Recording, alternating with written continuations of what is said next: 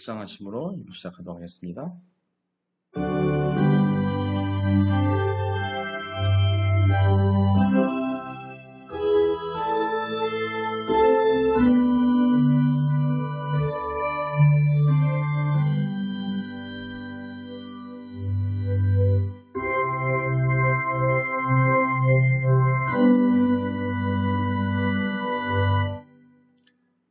하나님은 영이시니 예배하는 자가 영과 진리로 예배할지니라. 수고하고 무거운 짐진 자들아 다 내게로 오라. 내가 너희를 쉬게 하리라. 오늘도 저희들이 돌아오기를 기다리신 하나님 아버지, 주일 죄 많고 흠 많은 저희들이 예수님의 십자가와 부활의 은혜에 의지하여 주님의 몸된 교회로 나왔습니다. 저희들의 모든 죄악과 허물을 다 용서해 주시고 한자의 신령한 은혜로 심령의 정결함과 영혼의 공고함을 채워 주시옵소서. 그래서 저희들이 예수님의 성육신 하심을 깨달아 서로 사랑하며 섬기고 아버지의 마음과 생각을 깨달아 돌이키며 살 수 있도록 은혜를 허락하여 주시옵소서. 오늘 드리는 예배를 통하여 하나님의 뜻을 발견하며 영혼에 소생하며 성령 충만해지도록 인도하여 주시옵소서. 오늘 온 마음 다해 드리는 예배를 통하여 삼위일체 하나님께 영광 받아 주시옵소서.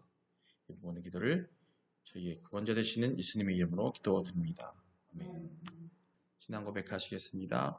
전능하사 천지를 만드신 하나님 아버지를 내가 믿사오며 그 외아들 우리 주 예수 그리스도를 믿사오니 이는 성령으로 잉태하사 동정녀 마리아에게 나시고 본디오 빌라도에게 고난을 받으사 십자가에 못 박혀 죽으시고 장사한 지 사흘 만에 죽은 자 가운데서 다시 살아나시며 하늘에 오르사 전능하신 하나님 우편에 앉아 계시다가 저리로서 산자와 죽은 자를 심판하러 오시니라. 성령을 믿사오며 거룩한 공예와 성도가 서로 교통하는 것과 죄를 사하여 주시는 것과 몸이 다시 사는 것과 영원히 사는 것을 믿사옵나이다. 아멘. 오늘 말씀입니다. 오늘 말씀 누가복음 10장 40절입니다. 누가복음 10장 40절 함께 읽겠습니다. 시작. 마르다는 준비하는 일이 많아 마음이 분주한지라 예수께 나아가 이르되 주여 내 동생이 나 혼자 일하게 두는 것을 생각하지 아니하시나이까. 그를 명하사 나를 도와주라 하소서. 아멘. 예, 말씀드리기 전에 우리 같이 2023년 표를 함께 하시겠습니다. 함께 시작하시겠습니다. 시작. 말씀으로 바라보는 성도, 믿음으로 선교하는 교회. 주여 내 입술을 열어 주소서. 내 입이 주를 찬송하여 전파리이다. 아멘. 예, 믿음의 선언입니다.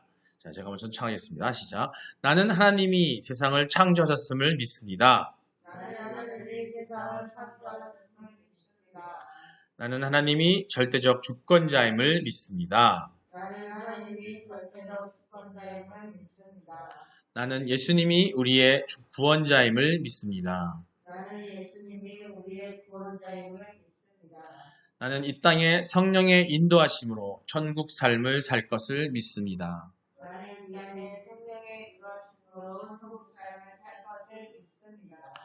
나는 이 믿음의 고백이 영원한 생명을 약속받은 것임을 믿습니다.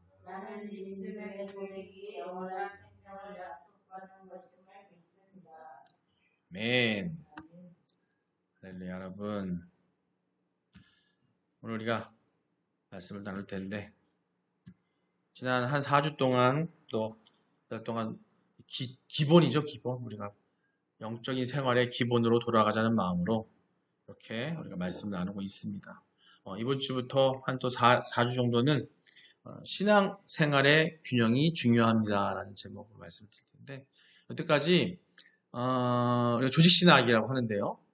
성경을 읽어가고 우리 성경을 알아가고 하나님의 말씀을 알아가는 데 있어서 체계적으로 만들어가는 어떤 순서예요. 그래서 여태까지 우리 형도 함께 주일날 계속해서 뭘 하고 있냐면 먼저 하나님을 알고 또 하나님 안에서 우리가 인간이 어떤지, 어떤 상태에 있는지, 우리가 인간이 어떠한지를 함께 나눴고요. 그게 바로 뭐냐면 신론, 신론, 그 다음에 또 인간론, 성경 안에서, 하나님 섭리 안에서 그래서 공부했어요. 그 다음에 우리가 그러면 어떻게 구원을 받는지, 구원의 주체가 누구인지, 구원받으면 어떻게 되는지 또 이야기했던 것들이 구원에 대해서 얘기를 했고, 또 오늘 이 시간부터는 뭐냐? 자, 옳은 거 알았어. 이제는 구원받는 영원한 생명을 얻고 구원받는 것을 우리가 깨달았습니다. 알았습니다. 이제 그러면 예수님이 오실 그날, 우리가 지난 주일에도 얘기했고 말씀드렸지만은 종말론적인 세계관, 즉 이 땅이, 이 세상이 하나님께서 시작하셨고 또 끝이 있다고 했죠. 그리고 그 끝에, 그 뒤에는 영원한 생명을 얻을 수 있는 천국 삶이 있는데, 그 삶의 신호는 뭐예요? 예수님이 오시는 날. 우리는 알지 못한다고 했습니다. 누가만 아신다고? 하나님만이 아신다고 그랬어요. 근데 그날 오시기 전까지 우리 이 땅에서 어떻게 된다고? 준비해야 되죠. 어떻게 준비할 것인가?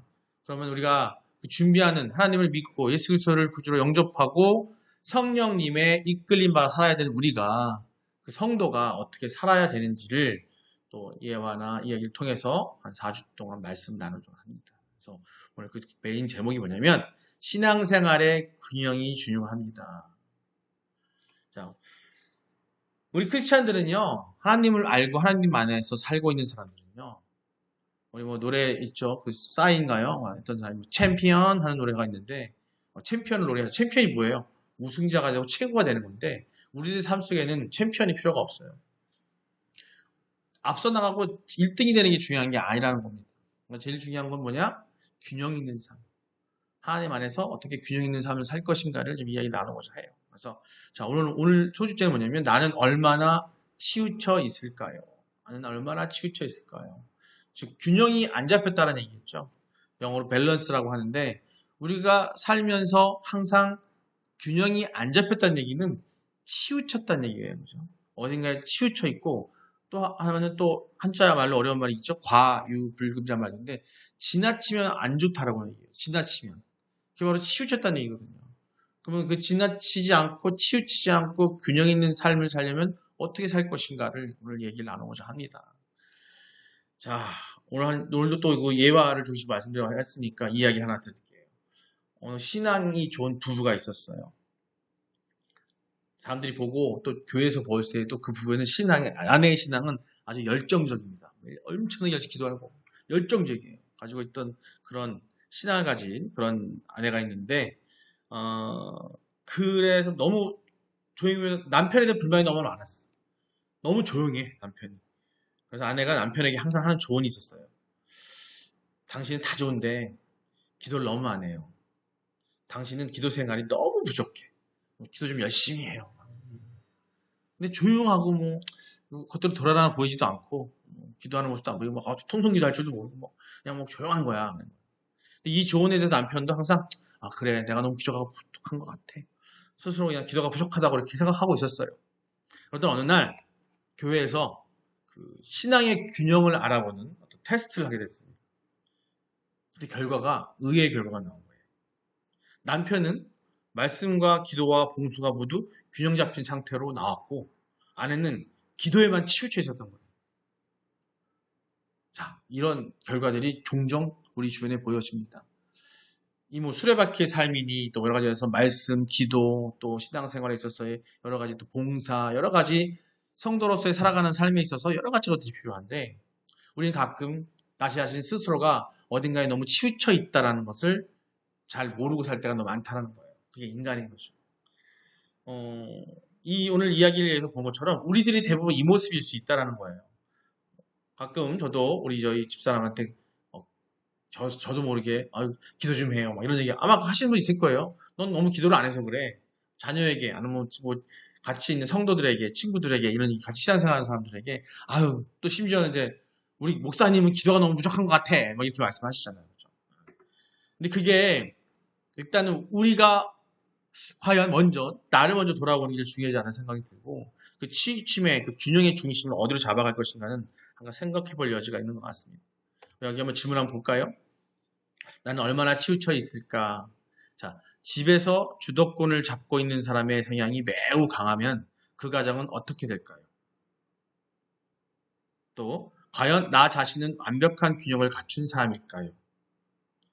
그것도 아니면 혹 나의 기준대로 다른 사람을 움직이려고 하고 있지는 않습니까? 이 세 가지 질문에 아마도 자유로운 사람 별로 없을 것 같아요. 오늘 말씀을 또 대언하고 저 자신도 가정에서 또 생활하면서 이 세 가지 질문을 던졌을 때 과연 내가 집에서 주도권을 잡고 있는 사람이 아니라 내가 너무 강한 건 아닐까? 과연 나 자신은 완벽한 균형을 갖춘 사람일까? 또 아니면 나의 기준대로 다른 사람을 움직이려고 하고 있지 않을까? 근데 다만 잘 둘러보시면 일단 뭐 주변을 먼저 나를 한번 생각해보고 묵상해보면 이러고 있는 일이 너무나 많아요. 그러니까 인간이죠. 그죠? 그래서 우리가 이렇지 않기 위해서 이런 것들을 한번 생각해보자는 건 뭐냐면 균형 잡힌 삶을 살아야 된다는 거예요. 균형 잡힌 신앙생활을 하셔야 된다는 겁니다.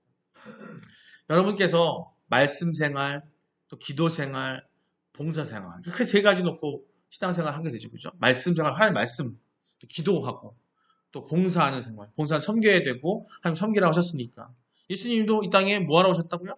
섬기러 오셨다고 하기 때문에 섬겨야 되는 거죠. 균형이 적절하다고 생각하세요? 여러분? 적절하신 것 같으세요? 이 말에 아멘 하시고 대답하실 분들이 사실은 우리 인간이기 때문에 그 자신이 없어요.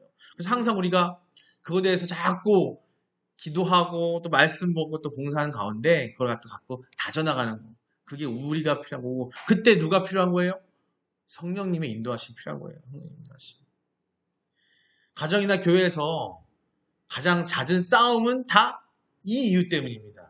내 기준이 다른 사람들을 판단하는 거예요. 다른 사람들 내가 치리하는 거예요. 내 기준으로. 내 기준으로 그런 일 말이야. 싸움나는 게 그런 거 아니에요. 그럼 못 받아들여. 나는 어떤 사람 못 받아들여. 그냥 받아들여. 아까 이해가 말해서 남편처럼 내가 그런 것 같아. 순정하면 좋은데 그게 또 아니라는 거죠. 어떨 때는 뿔뚝 남편이 저렇게 하다가도 나 좀 지나면은 너무 지긋지긋해. 기도 좀 해요. 근데 좀 그냥 바가지 끄고 하게 되면은 짜증나고 화가 날 때가 한두 번이 아닌 거지. 결국 뭐냐면 균형 잡힌 신앙생활을 함에 있어서 제일 중요한 건 나를 버리는 거예요.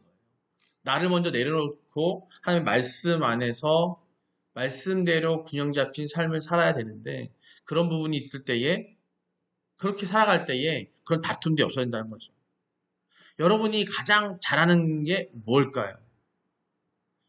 아마 그것 때문에 우리가 교만에 쌓이게 되고요. 또 치우친 삶을 살아야 돼요.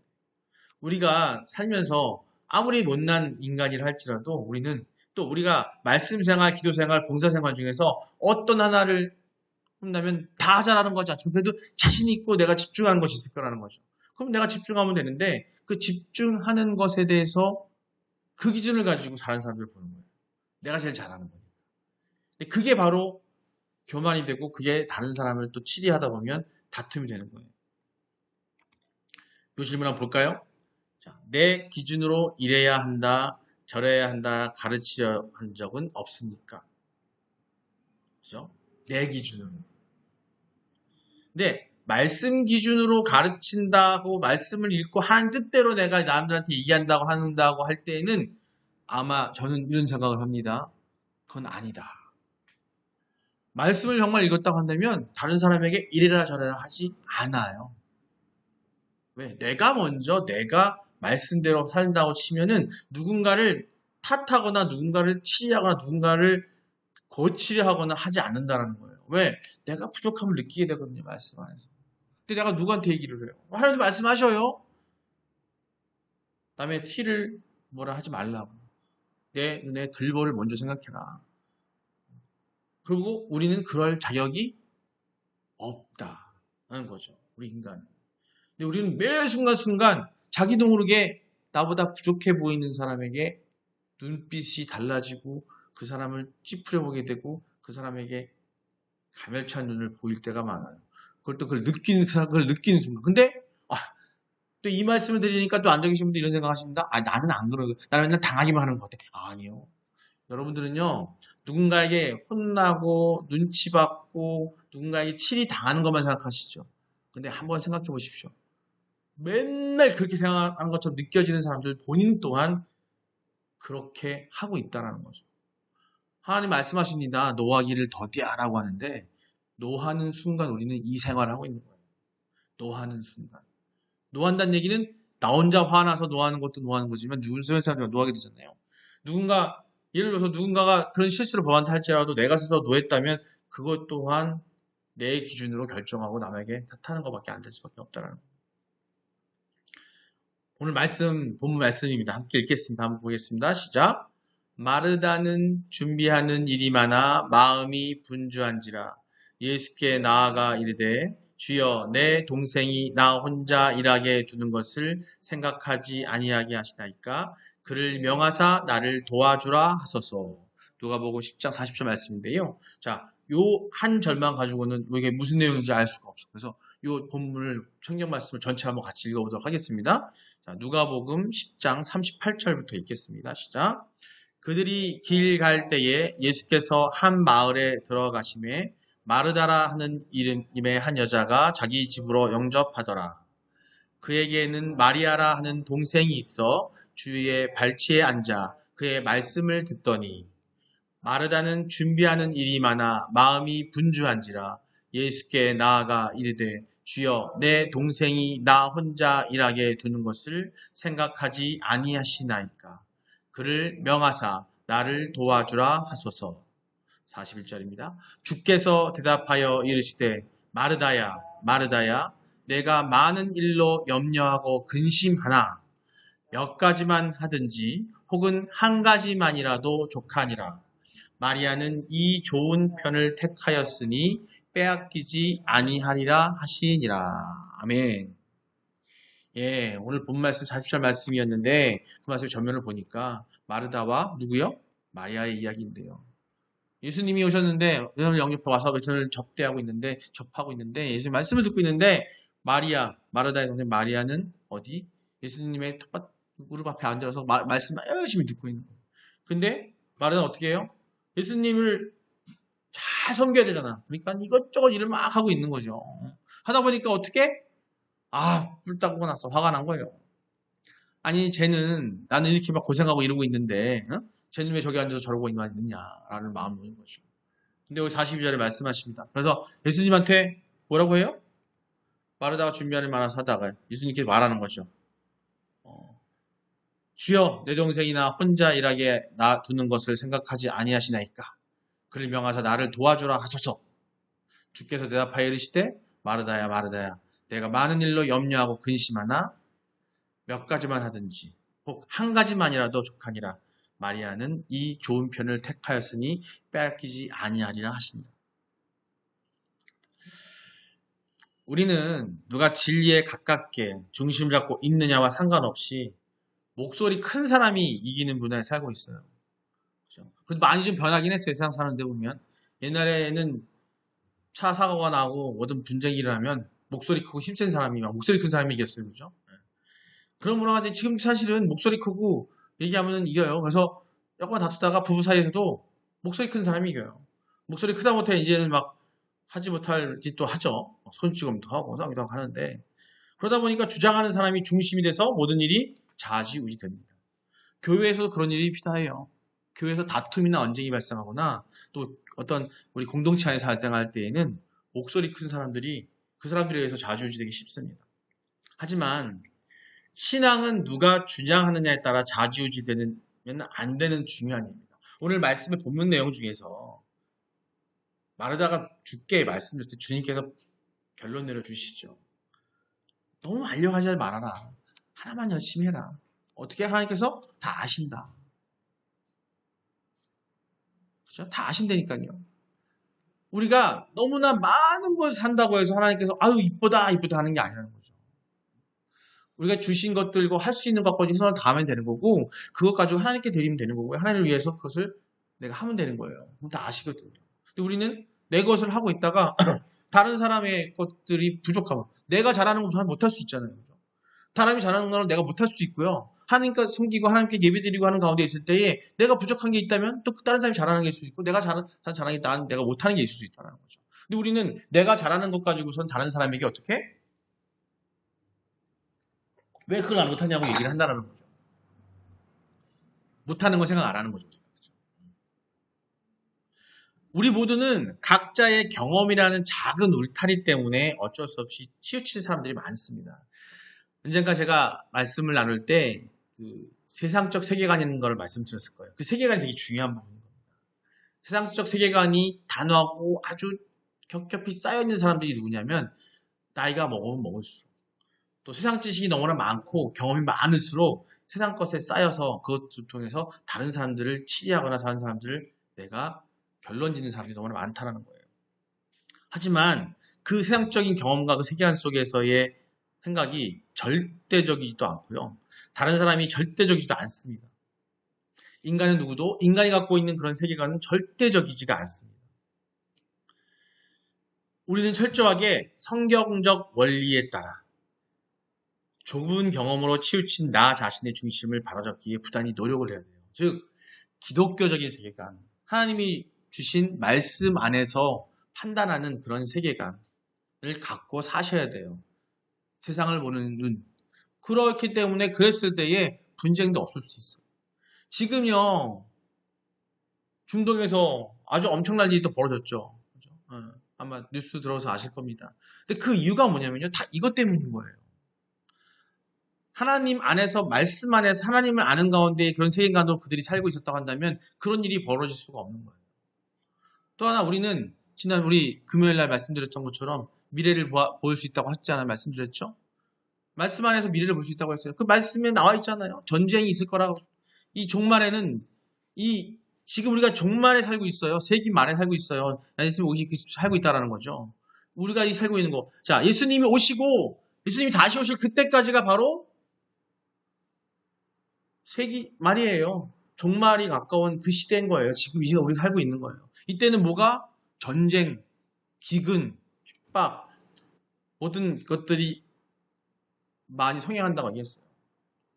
자, 지금 전쟁, 그 이유가 다 뭐냐면 이런 생각들이 한 사람 한 사람의 생각이 옮아져서 큰 집단이 그런 생각을 하게 되고 그러다 보니까 싸움이 되는 거고 다른 사람에게 내가 잘하는 것들 가지고 강하게 행세하려고 하고 내가 못하는 걸 갖다가 누군가가 얘기하려고 하고 이런 것들이 자행되어 있기 때문에 그런 일이 벌어진다고 있다는 거예요. 그래서 한 사람 한 사람이 중요해요. 누가 먼저? 내가 먼저. 우리는 아까 말씀드렸던 것처럼 성경적 원리에 따라 좁은 경험, 세상적 경험, 인간의 그 경험에 치우친 나 자신의 중심을 바로잡기 위해서 부단히 노력을 하셔야 됩니다. 그리고 나와 다른 사람들을 정죄하는 것을 멈추셔야 돼요. 그러니까 한마디로 너 이거 해야 돼, 넌 저거 해야 돼라는 말을 안 하는 게 답이에요. 누구께 맡겨요? 하나님께 맡기면 돼요. 예수님이 다 아셔. 걱정하지 마라. 너 하나만 열심히 해. 옆을 둘러볼 필요가 없어요. 특히 우리 예배드리고 하나님 만날 때에는 더욱이 더 그렇고요. 세상을 살면서 그러기 위해서 하나님 만나고 하나님 항상 예수님과 동행하기 위해서 성령님이 이끌림 받기 위해서 어떻게 말씀과 함께 동행하시는 삶을 사셔야 됩니다. 그래야 우리가 치우치지 않아요. 그래서 주야로 묵상하라고 하십니다. 말씀을 묵상하셔야 되는 거예요. 쉽지 않죠. 쉽지 않죠. 할 수 있습니다. 우리. 여러분이 그런 능력에 하나님께서 그런 은혜를 여러분이 더해 주시기를 주님의 이름으로 축원합니다.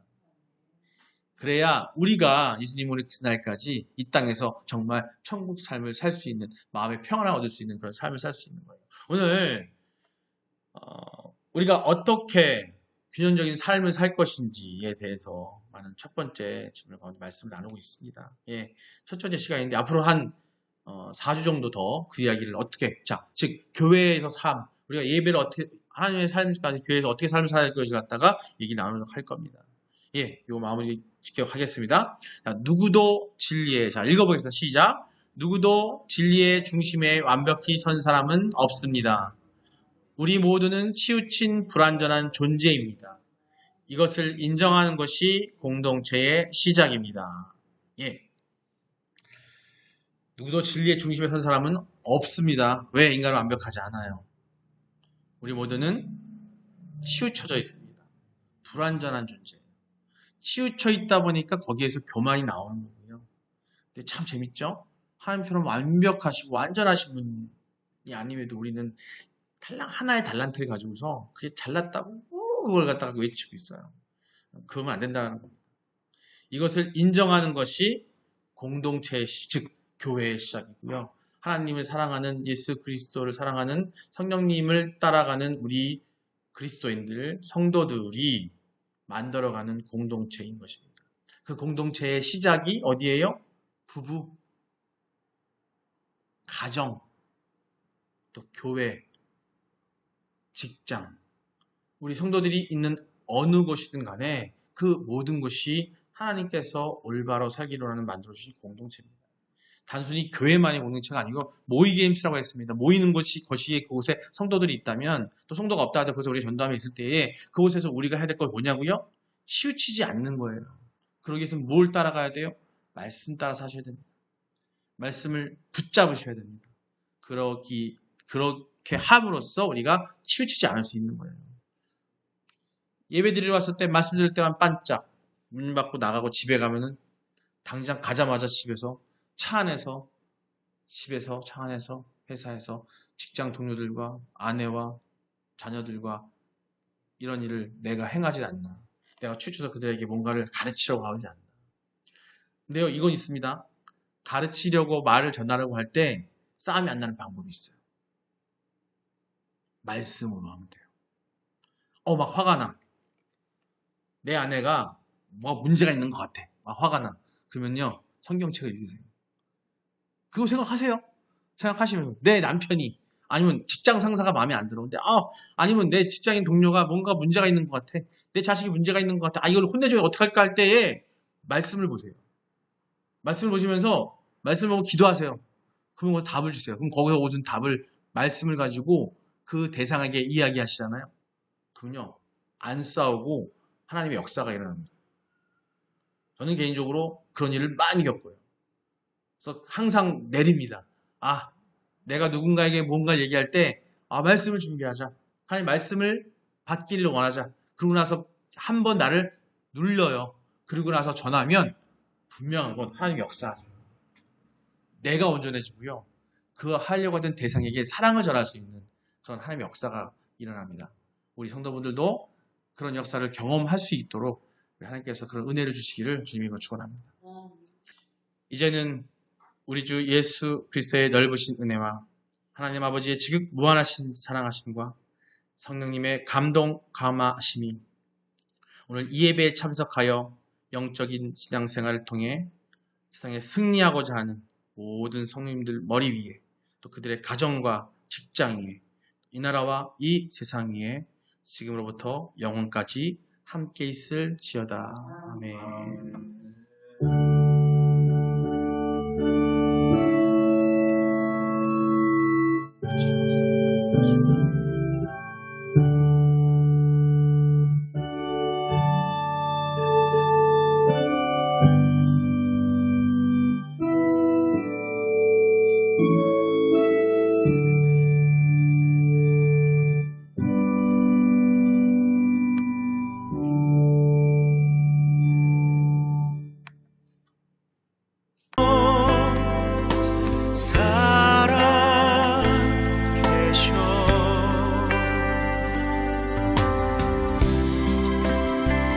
말씀은 내 양식,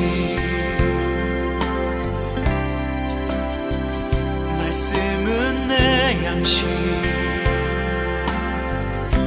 생명의 말씀